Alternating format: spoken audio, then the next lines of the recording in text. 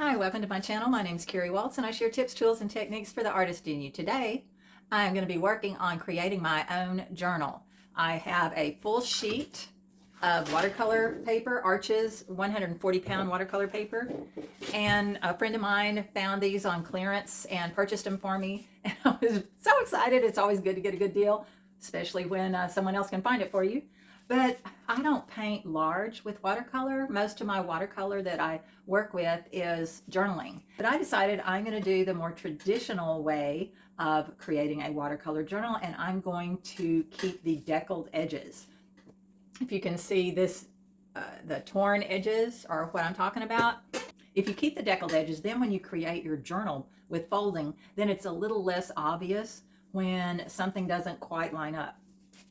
I thought that was a great idea. I have already folded, well, not folded, excuse me. I've already cut 4 sheets, and I've tried different varieties of ways of cutting and ways of folding. I'm going to share with you the way I found it the easiest way to tear the paper and keep it as accurate as possible. I have 2 tools that I would highly recommend. A metal T-square. This is an 18-inch T-square. And I also have a gridded ruler. What I love about these gridded rulers is you can tell if something's parallel or perpendicular.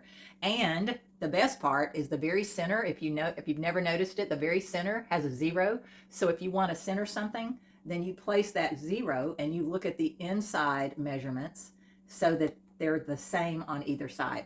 So that's a great thing to know. If you do not have one of these rulers, I would highly recommend you go buy one.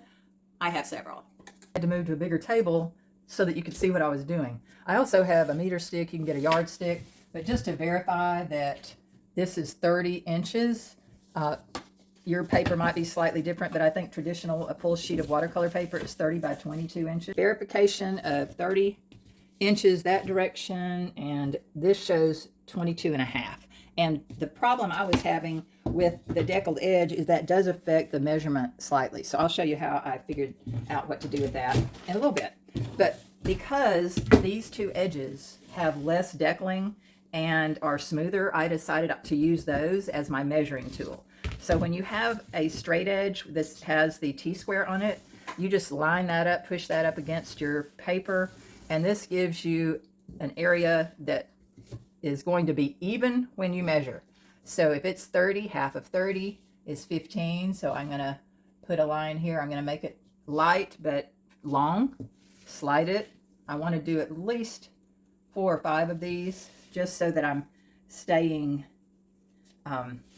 level as I tear it, and it gives me a visual to follow. So I want to make sure that I do that. Now, while I already have this braced, it will save me time if I go ahead and measure the next set of measurements. Half of 15 is 7.5. So I do the same thing, approximately 5 of these. They don't have to be exact in the same area because you're not tearing that at the same time. So 7.5 and 7.5. While you're measuring, flip it around. Good way to double check that, yeah, that's on my 15, 15, 15, 15. Just, you know, what the rule in carpentry, measure twice, cut once, or measure, for me, I need to probably measure 3 times. But Following the White Rabbit is the name of the channel that I got some of this idea from. So I will include the link to her channel in my show notes, and she has well, I'll also include the links of how to sew this together. But today I was just going to show you how I figured out an easier way to tear, at least an easier way for me. So you can try her way or my way, whichever. Okay, if I tore like this, there's too much gap this way. So what I decided to do is flip this, and I want to line this ruler up. I used to think you had to score it first and fold it and then tear it. This is so much easier. So I'm standing up now so I can get good leverage, and I want to see the line that I drew to the left because I'm going to pull this way. I want to lean hard on the ruler. I want an extension of the ruler up here. Don't start it right there. You need leverage. So I'm only going to tear a little bit at a time. That's why I made multiple marks. I just want to see that I have them lined up. All right, so my piece of paper, I'm going to hold it right next to the ruler to start the tear. Then I'm going to lift it toward the ruler, holding tightly. Shift my hand, check my measurements. Slide it down, lean on the ruler. Slide it down. Double check. Lean on the ruler.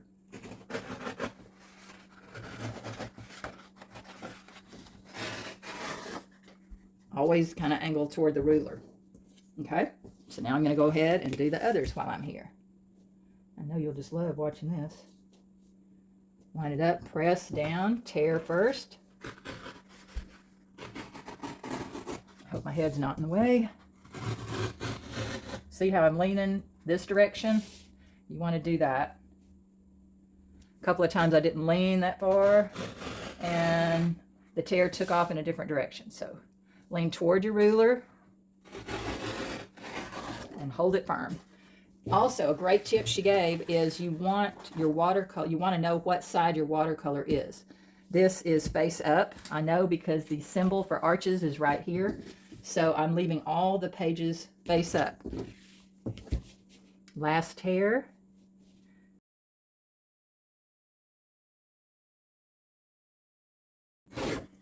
She also uses 300-pound paper, I believe. This is 140-pound, which is fine for what I do. Now, I have 4 sheets that are pretty close in shape and size.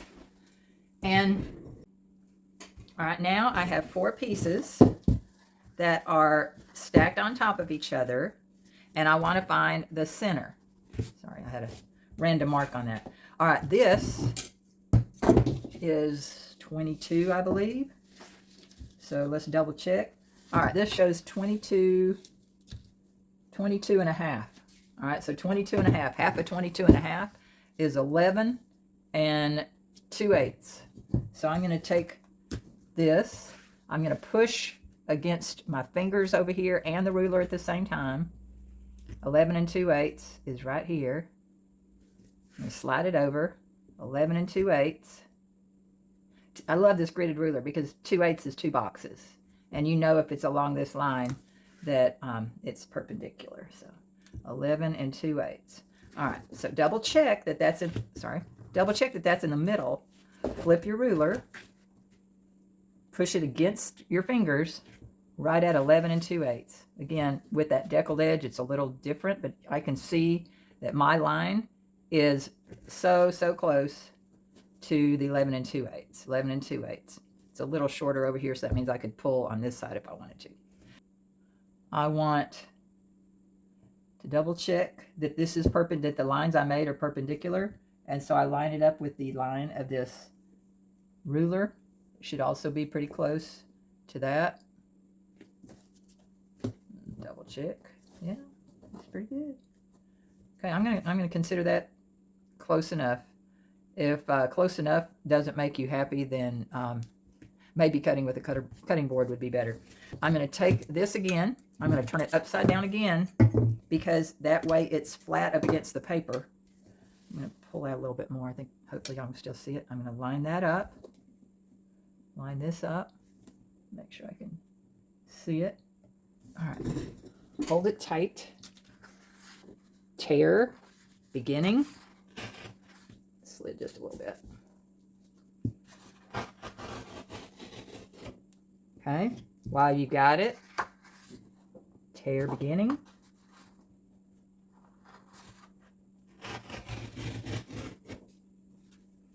Okay, that's probably getting in the way from, I'll move that, sorry. The other one, I just tore one right after the other. Okay, put this back, no, use this one as my pattern. It had a cleaner edge. The other one moved slightly. Double check that that's straight. Yes, it is. Okay, make sure that that's lined up. Hold tight.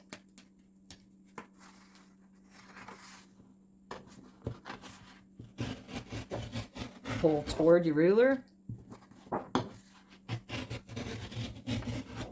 Okay. Now, what I'm going to do next, stack all these. I kept the same page surface toward the top. All right, see, they all line up. Man, that is pretty good for torn and quickly measured. Okay, so her video will show you how to sew them together. But one of the things I want to show you that she did is she said you want to keep the surface the same, because on watercolor paper, the back is slightly different from the front. And I really can't tell on this Arches watercolor paper.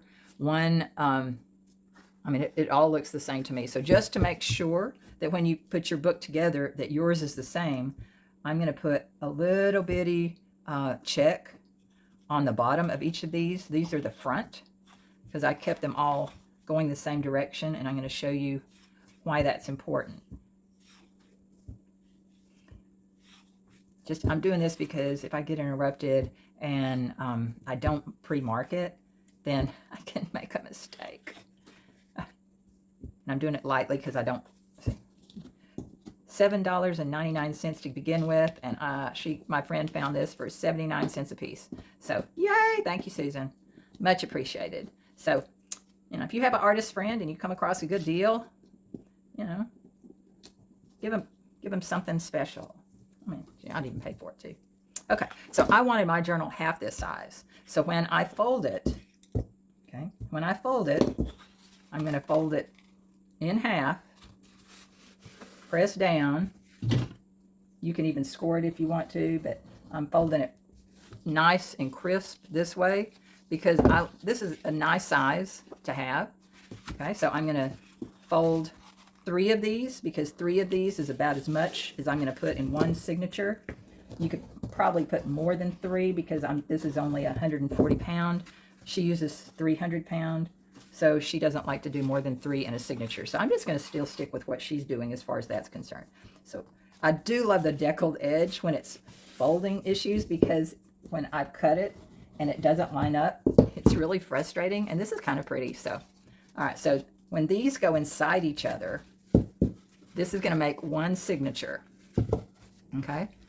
One signature is just one section of your book. And because watercolor paper's thick, if you stack too many inside, eventually they're going to hang out too far. But this piece right here is the back, because it has no check on it. This is the front. Notice that's the back. So if the paper paints differently, I want the front to meet the front and not the front to meet a back. So this one, instead of folding it this way, I'm going to fold it backwards. Okay, crease that really well. All right, so now when I tuck this one in here, that's a check, that's a check. So that's the front, that's the front. Turn it, that's the back, that's the back. So now I can take the one that had the back and put it in here. So this will be my first signature that will create my book. I'm going to do 3 pages on a signature, and I'm going to continue putting it together. So hopefully you can see what I create in a little bit.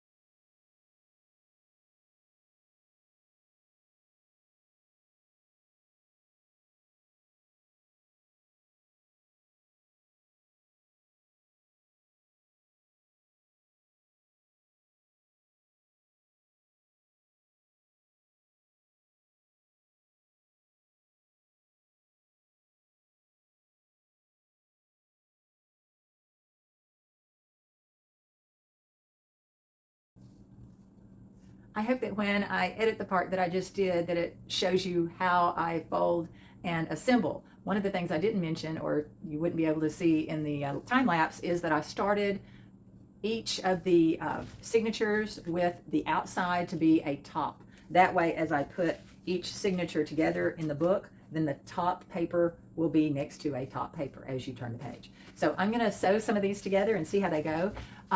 Each of the large sheets of watercolor will cut 8 for this side. I'm going to make 3 into a book. That way it gives me 4 of these with 1 extra. And I ended up with 1 scrap sheet. I'll paint on this because it tore a little crooked. So it was nice to have one that wasn't quite so good, and it's still fine for watercoloring, and I can cut that off and do another deckled edge, or fold it smaller, whatever. It doesn't really matter. But I'm going to make 4 small journals, and each journal has 12 pages. So that's called, front and back. So I think this will be fun. I like the fact that it's 100% cotton. I haven't had journals that are 100% cotton. I know they take longer to dry, but you can do more things with them in the traditional watercolor methods, and we'll see how it goes. So if you've gotten anything out of this, give me a thumbs up. Thank you for those of you who subscribed. So I'm out for now.